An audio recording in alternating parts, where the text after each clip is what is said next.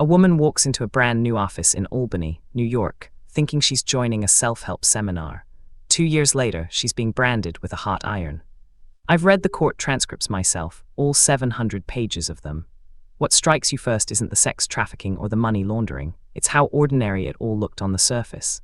NXIVM, Executive Success Programs, sounds like something you'd see on a LinkedIn ad, right? But by 2018, when the FBI finally moved in, this organization had hollowed out the lives of hundreds of people, extracted millions in cash, and created what prosecutors would later call a secret master-slave club, operating in the basement of a suburban home.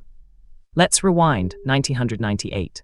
Keith Raniere, 37 years old, no college degree, a failed computer programmer, launches executive success programs out of a small office in Clifton Park, New York. The pitch is clean. Come learn the technology of human potential. Embrace rational thinking. Overcome your limitations. For a small fee, of course. Hundreds became thousands. Thousands became tens of thousands of followers. Raniere had a gift for making people feel seen. He'd memorize details about your life, your insecurities, your ambitions. Then he'd use them. Not maliciously at first, that came later. But there was always this undertone of control. He positioned himself as a genius. The smartest man alive, he'd claim. His followers believed him because he'd already spent months breaking down their defenses. By 2000, he'd recruited Allison Mack, the actress from Smallville. She was famous, charismatic, and soon enough, she became his right hand. Then came Nancy Saltzman, a nurse practitioner who helped legitimize the organization with medical authority. These weren't random marks. They were intelligent, accomplished people who'd been carefully selected and groomed. The real machinery of control started quietly.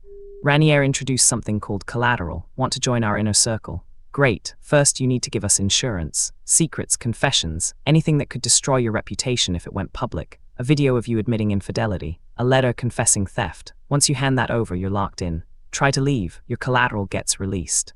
I've seen cult manipulation tactics before, not in person, thank God, but in the files. The isolation, the sleep deprivation, the constant surveillance. NXIVM had it all. Members were encouraged to cut off family members who questioned the organization. They were assigned masters who controlled their diets, their schedules, their thoughts. The rationalization was always the same: this is for your growth. Then came the DOS group, Dominus Obsequious Sororium.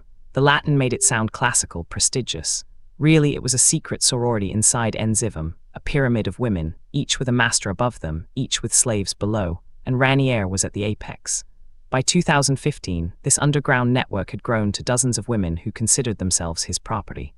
The branding happened in a private home in Clifton Park. A woman would lie down. A doctor, yes, an actual licensed physician, would use a cautery pen to burn Raniere's initials into her flesh. Typically below the hip bone, somewhere a bikini would cover. The pain was real. The scarring was permanent, and it was presented as a sacred ritual of commitment. By 2017, law enforcement was closing in. A New York Times investigation exposed the branding. Former members started talking. Women who'd escaped began comparing notes and realized they weren't alone. They were part of a coordinated system of abuse. That's when the collateral became a weapon in reverse. Those secrets Raniere had collected, they were about to become evidence. March 2018, Keith Raniere is arrested in Mexico, where he'd fled to hide. Federal charges came fast: sex trafficking, racketeering, money laundering, forced labor. The indictment ran to 40 pages. The financial trail showed millions extracted from members. Some had liquidated their life savings, their homes, their retirement accounts to fund his lifestyle. Allison Mack cooperated with prosecutors. She'd been a victim and a perpetrator both, a common pattern in these organizations. You're exploited, so you exploit others below you to prove your loyalty upward. She eventually pleaded guilty to racketeering and served time. Raniere, though, he maintained his innocence. Even in prison, he claimed his followers misunderstood his intentions. The trial lasted months. Survivors testified. They described the psychological control, the financial exploitation, the sexual coercion. One woman described the branding ceremony in detail, the smell of her own burning skin, the way she was told it was an honor. The jury listened to all of it. In October 2020, Raniere was convicted on all counts. He's serving 120 years. What haunts me most about NXIVM isn't the sensationalism, the sex, the branding, the celebrity connections. It's how it started with something almost reasonable. Self-improvement, personal growth, the desire to be better. Raniere took that human hunger for meaning and weaponized it. And hundreds of intelligent, accomplished people fell into the trap because the trap was disguised as a path upward. The aftermath is still unfolding. Civil lawsuits continue. Survivors are rebuilding their lives, processing trauma that went deeper than physical scars. Some have written memoirs, others prefer silence. The organization itself is gone, but the psychological damage lingers. That's the real legacy of NXIVM, not the headlines, but the quiet work of healing. There's a lesson buried here, and it's uncomfortable. Cults don't recruit the weak or the stupid. They recruit people hungry for connection, for meaning, for someone to tell them they matter. They exploit our best impulses, our desire to grow, to belong, to believe in something larger than ourselves. That's what makes them so dangerous, and that's why understanding them matters.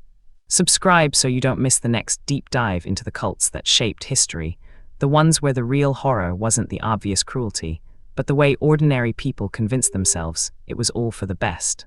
Subscribe so you don't miss the next deep dive into the cults that shaped history, the ones where the real horror wasn't the obvious cruelty, but the way ordinary people convinced themselves it was all for the best.